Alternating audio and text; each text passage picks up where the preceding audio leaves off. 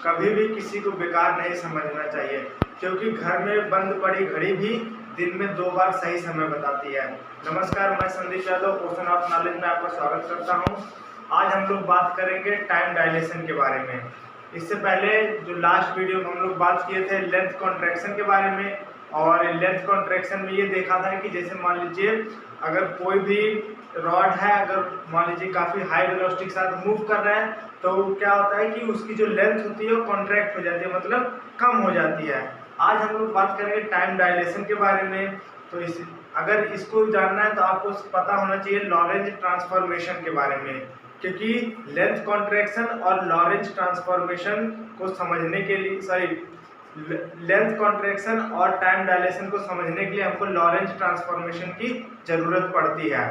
तो जैसा कि हम लोग पहले बात कर चुके थे लेंथ कॉन्ट्रैक्शन के बारे में, तो आज हम लोग बात करेंगे टाइम डायलेशन के बारे में। तो इसमें क्या होता है कि जैसे जो हमारे जो पहले की जो कंसिडरेशंस रहती है वही सेम रहेगा।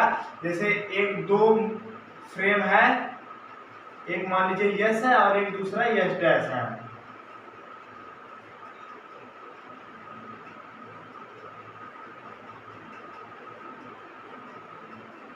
हमारे पास 2 फ्रेम है, एक यस है और एक क्या है यस डैश। जो यस वाला जो फ्रेम है वो रेस्ट में है और यस डैश जो है वो एक किसी भी वेलोसिटी, एक पर्टिकुलर वेलोसिटी के साथ मूव कर रहा है।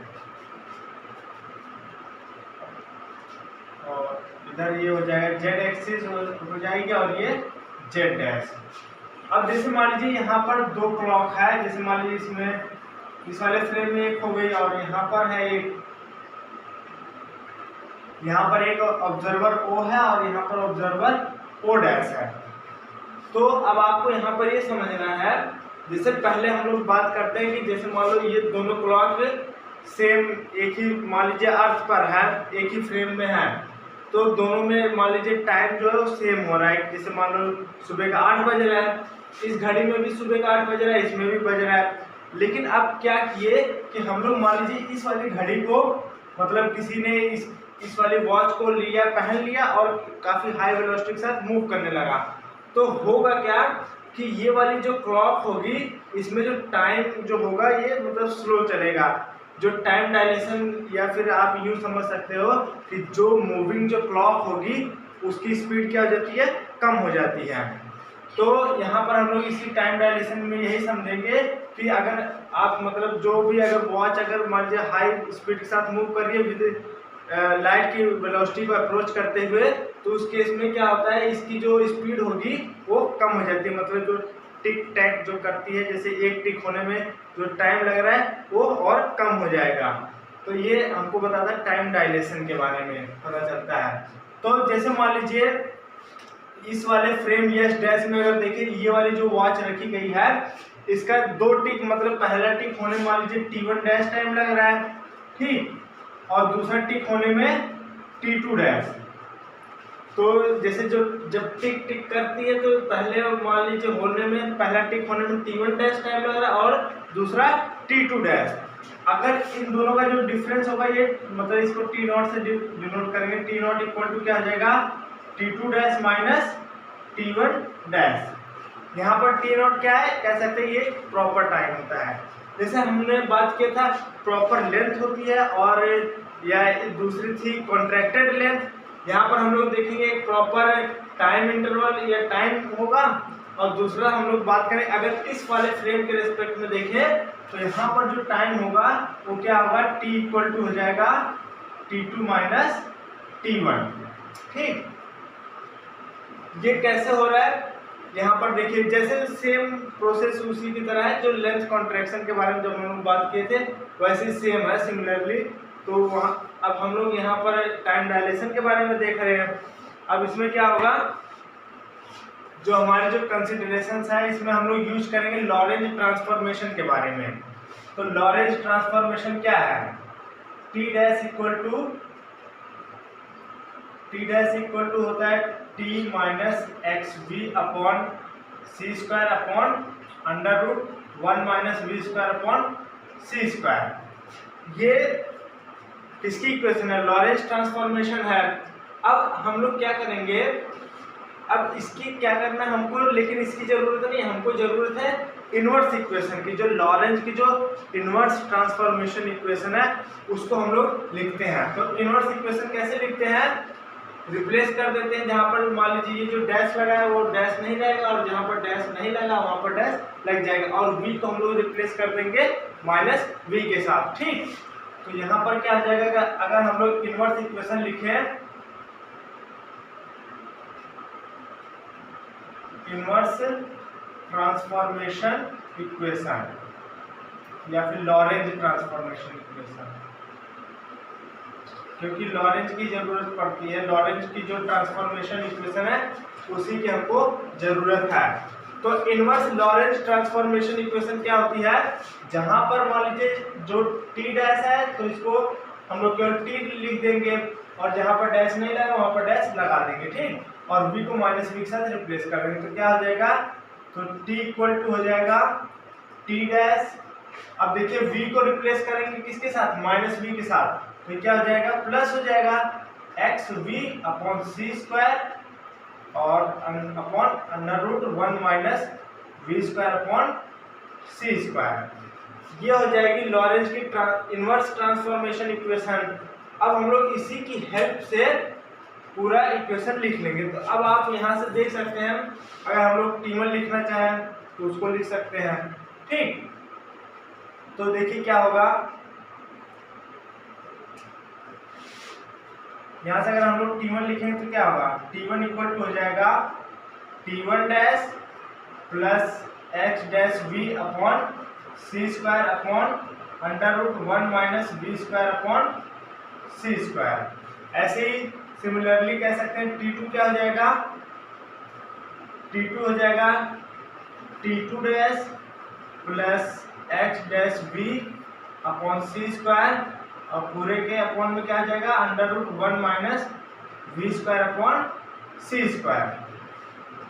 ठीक, सिंपल है, हमने केवल इसी इनवर्स इक्वेशन का यूज किया और इसको लिख दिया। ठीक, अब देखिए हमको पता है टी नॉट की वैल्यू कितनी है, T2 dash minus T1 dash, और t की वैल्यू कितनी है, T2 माइनस T1।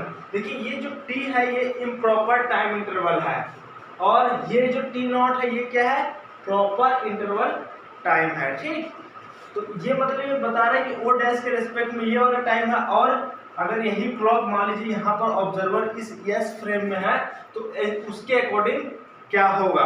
ठीक, तो यहाँ पर देख लेते हैं क्या होगा।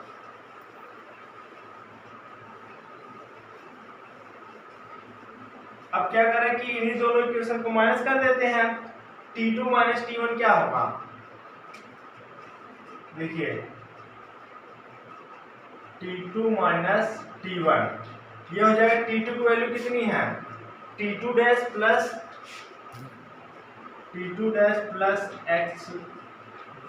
X dash V upon C square upon under root 1 minus V square upon C square. अब माइनस है तो माइनस लगाइए, इधर क्या हो जाएगा, T1 dash plus X dash V upon C square upon under root 1 minus V square upon C square.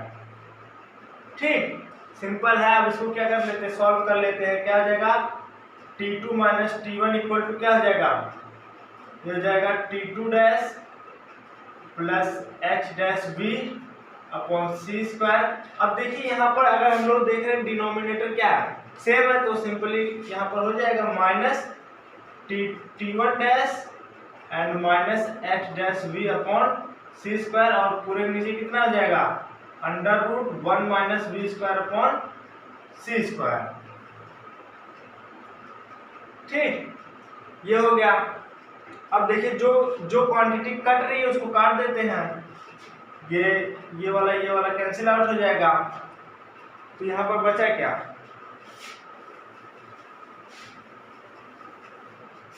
यहाँ पर हमको मिल जाएगा T2 minus T1 equal to हो जाएगा T2 dash minus T1 dash upon under root 1 minus V square upon C square, ये हमको मिल जाएगा। अब आप यहाँ पर जो हमारी जो कंसिडरेशंस है वो क्या है, T नॉट की इक्वल टू क्या है, T2 dash minus T1 dash, और T क्या है, T इक्वल टू है T2 माइनस T1। अब देखिए यहाँ से क्या लिख सकते हैं, T2 माइनस T1 की जगह हो जाएगा T हो जाएगा, तो T इक्वल टू क्या आ जाएगा, और T2 dash minus T1 dash की जगह क्या आ जाएगा, T naught upon under root 1 minus B square upon C square. यही जो इक्वेशन है, यही टाइम डायलेशन के लिए इक्वेशन है।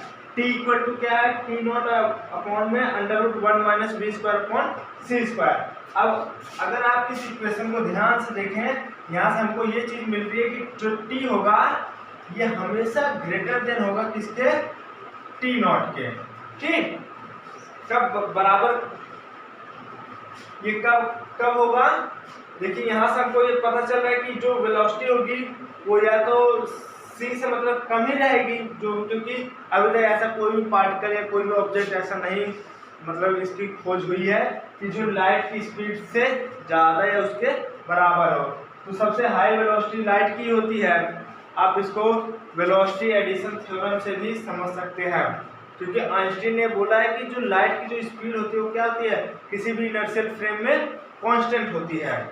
तो अब देखिए यहाँ पर क्या आ जाएगा, जो T होगा ये हमेशा ग्रेटर देन किसके होगा, T नॉट के। ठीक, अब यहाँ से कई फैक्ट मतलब यहाँ से हमको ये समझ रहे हैं कि अगर मान लो अगर कोई भी मूविंग क्लॉक है, अगर वो काफी हाई स्पीड के साथ मूव कर रही है जो लाइट की वेलोसिटी को अप्रोच करे, तो उस केस में होगा क्या, वो जो घड़ी होगी वो स्लो चलने लगेगी। ठीक, इन कंपैरिजन जो अर्थ पर जो मतलब क्लॉक रखी गई है, या फिर कह सकते हैं जो अर्थ पे जो ऑब्जर्वर होगा उसको लगेगा कि यहाँ की जो घड़ी है वो स्लो चल रही है, और यहाँ का जो ऑब्जर्वर होगा उसको लगेगा कि ये वाली घड़ी इसकी अपेक्षा क्या हो रही है, फास्ट चल रही है। ठीक, तो ये हमको यहाँ से ये मिलता है। ठीक, अब यहाँ पर टाइम डायलेशन में एक टॉपिक इंटरेस्टिंग काफी टॉपिक आता है ट्विन पैराडॉक्स का। ये ट्विन पैराडॉक्स क्या होता है उसको थोड़ा समझ लेते हैं। ट्विन पैराडॉक्स में क्या होता है, जैसे मान लीजिए दो जुड़वा भाई हैं।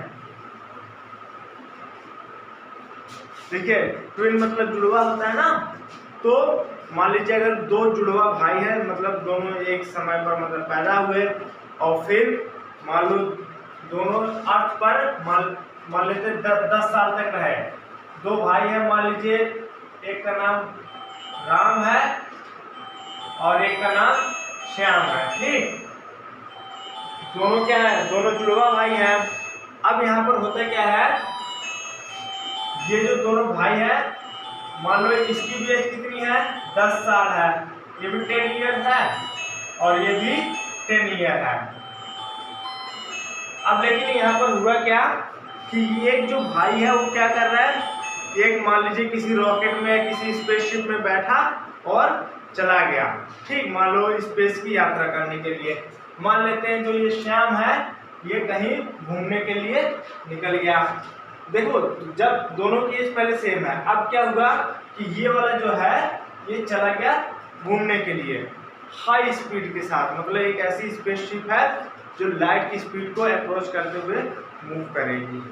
अब देखो यहाँ पर दिखेगा क्या, जैसे मान लो ये अब घूमा, मान लो 1 साल तक ये घूमा। ठीक है, एक साल तक ये घूम लिया। कौन घूमा, श्याम 1 साल तक घूमा, और फिर घूमने के बाद फिर वो अर्थ पर आ गया। मान लो यहाँ पर जो अर्थ है फिर वो अर्थ पर आ गया। अब यहाँ पर देखिएगा क्या, इसका ये जो भाई जो राम है ये इसकी एज तकरीबन मान लो 20 साल हो जाएगी। ठीक, एक ऐसी रफली हम आइडिया बता रहे हैं, इसकी एज 20 साल हो जाएगी और इसकी एज कितनी हुई, 11 ही साल हुई ना।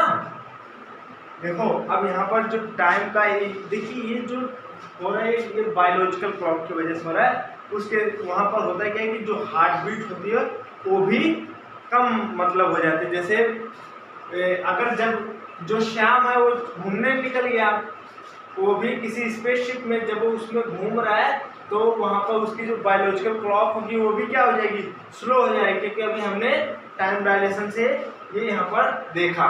इसका मतलब इसकी मतलब जो भी ग्रोथ रेट ये सब जो होगा वो कम हो जाएगा। और यहाँ पर वो 1 ही साल तो घूमा, अपने हिसाब से इसकी क्लॉक के हिसाब से ये 11 मतलब 1 साल तक घूमा तो इसकी एज कितनी हो गई, 11 साल हो गई।